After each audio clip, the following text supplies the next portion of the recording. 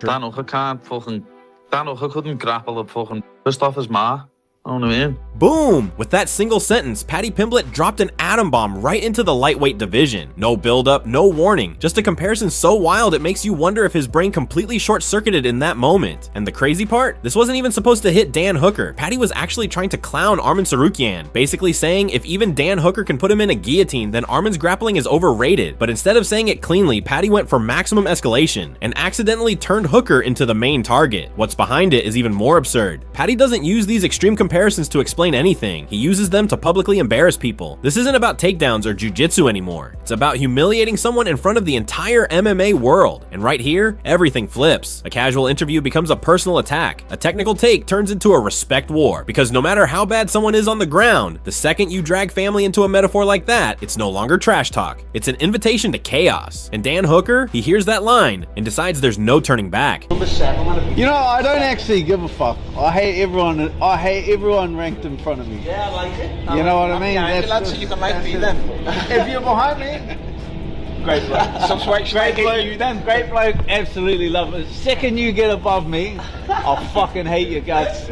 I hate that your head's attached to your body. I like the style. I like the style. That isn't normal fighter talk. That's a man openly saying every number in front of his name is an enemy list. Dan Hooker hears what Paddy said, and in his head, there is no humor filter. No, maybe he was joking button. To him, that was straight disrespect, a punch to the face, just delivered with words. And that's why Paddy's line hits so hard. Think about it. Hooker lives in a world where rankings aren't statistics. They're hierarchy. Anyone above him is automatically an opponent. And Paddy, he's above him, talking about him, publicly clowning him. That's the perfect mix of gasoline and a spark. What's behind it is even more explosive. Hooker never tried to be likable. He says it himself. He hates anyone who stands in his way. No networking, no good vibes only. Just pure fight mentality. And when someone like Paddy, who lives off showmanship, trash talk, and viral moments, steps into that world and crosses a line, there's only one reaction: war. In Hooker's mind, this isn't an interview or social media drama anymore. This is a personal attack from a guy who thinks he's above him. And right here, a stupid comparison turns into a real beef. One that doesn't end with a tweet, but with gloves. Because for Dan Hooker, one thing is clear: if someone above him says his name, it's on sight. And right here, you can tell Paddy isn't laughing anymore. Up until this point, it was all a game to him. Trash talk, exaggeration, a little chaos for the headlines. But now something happened he didn't expect. Dan Hooker went somewhere Paddy considers taboo. Think about it. Paddy and Hooker were smiling backstage, joking a little, vibing in that typical UFC we might fight later way. And now Paddy is sitting there realizing this isn't friendly banter anymore. This is betrayal. In Paddy's eyes, Hooker crossed a line that even in the dirty fight business shouldn't be touched. That's why this line doesn't sound like trash talk. It sounds like someone who's genuinely hurt. What's behind it is even darker. Paddy thought they were cool, not best friends, but at least two fighters who respected each other. And now Hooker is using something deeply personal to strike back. From this moment on, this isn't a funny internet beef anymore. This is a real fracture between two men who don't just dislike each other as fighters, they despise each other as people. And that's what makes it dangerous. When a fighter feels attacked not just in the rankings, but in the heart, every word, every look, every encounter becomes another level of escalation. That's why this feels so different from normal UFC drama, because now it's not just Paddy versus Hooker, now it's personal. No Ilia Topuria around right now. The original plan was you versus him.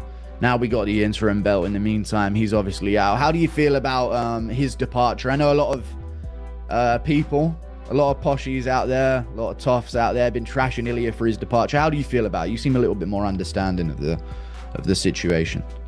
Family shit, lad. Know what I mean? Like, I would never want anyone to mention anything about my family, so I'd never do it about anyone else. It's not what we do. We're fighters. And this is where things suddenly get really interesting, because in the middle of all this Hooker chaos, MMA Guru shifts the conversation to Ilia Topuria, a completely different beef, a completely different story, but with the exact same explosive core: family, boundaries, and respect. This is the moment where you think, okay, now we're about to see how Paddy really thinks, and what he says next sounds almost honorable at first, almost like a fighter's code. Never want anyone to mention anything about my family, so I'd never do it about anyone else. It's not what we do. We're fighters. We say what we want about each other. Say anything about me, I'll say anything about him.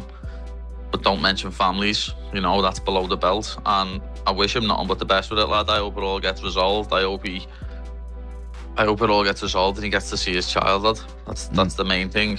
Listen to that. Respect, principles, boundaries. In that statement, Paddy sounds like someone who knows exactly where the line is and why you don't cross it. Family is off limits, period. No matter how big the beef is, and that's exactly why this is so explosive. Think about it. The same man who just said, You Never Bring Families Into Trash Talk had minutes earlier dragged Dan Hooker's mom into one of the wildest and sickest metaphors imaginable just to insult his grappling. That's not a small contradiction. That's a complete self-destruction of his own argument. And right here, the audience starts to understand why Hooker is so furious and why Paddy is so confused that someone is hitting him back just as hard. Because in Paddy's head, there's a difference between just a comparison and real family. But for someone like Hooker, there is no difference. And that clash of two completely different worldviews is what makes this beef so toxic. And right here, it becomes clear. This isn't a one-off. This is a pattern. Paddy Pimblett keeps falling into the same trap, throwing out huge, provocative statements without understanding how deeply they hit people. And this has already blown up in his face before. Think about it. During the Ilia Topuria beef, Paddy had a similar moment. He suddenly brought up the Georgia-Russia situation, saying he now understands why Russia terrorizes Georgia, supposedly without realizing that a real war with real deaths was behind it. That wasn't a small slip-up, that was a total communication meltdown. And just like now with Hooker, the same thing happened back then. Paddy later said he didn't mean it that way, he didn't understand the context, he didn't realize how serious it was. But here's the problem. When you use words like terrorize, you're automatically playing with real suffering. Those aren't harmless meme words. They come from real tragedies. And now the same story is repeating itself. He says something extreme about Hooker's mom to mock his grappling. Then he's shocked when Hooker reacts emotionally. Then he explains that family is actually off limits. What's behind it is brutal social blindness. Paddy moves in trash talk mode like every fight is a comedy stage, but not every fighter plays that game. Not everyone laughs at edgy comparisons, especially when family gets dragged in. And that's why this hits so hard. Not because trash talk is new, but because Paddy keeps underestimating how much words in MMA can hit like real punches. And that's the dangerous part. In this weight class, a lot of people are lining up who would love to teach him that lesson the brutal way, and this is where the UFC quietly starts rubbing its hands. Because while Paddy and Hooker are tearing into each other verbally, the exact ingredients for the UFC's biggest pay-per-view monsters are coming together. Egos, hatred, and two men who would love nothing more than to rearrange each other's faces. Think about it.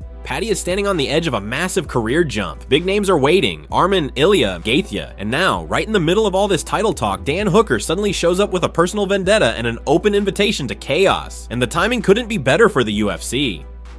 Hooker isn't a title contender anymore. That's no secret, but he's a name. A guy fans watch because he's always ready for war. And Paddy, he's a walking clickbait machine. Every camera loves him. Every headline feeds off his quotes. What's behind it is almost too perfect. If Paddy beats Gaethia, he becomes a title monster, and Hooker fades out of the story. But if Paddy loses, now you suddenly have an angry Hooker, a wounded Pimblett, and a beef that sells itself. And the UFC would never pass that up. Two men who publicly hate each other, both ready to almost go at it at the weigh-ins, both big enough to draw money. That's not coincidence. That's pure matchmaking gold. And that's why this beef feels so dangerously real, because everyone knows it could lead into a cage sooner or later. And this is where we are now. Paddy Pimblett, Dan Hooker, two men from completely different worlds, but a beef that no longer feels like internet noise. This isn't a Twitter fight anymore. It's a ticking time bomb that's going to go off in a cage sooner or later. Think about it.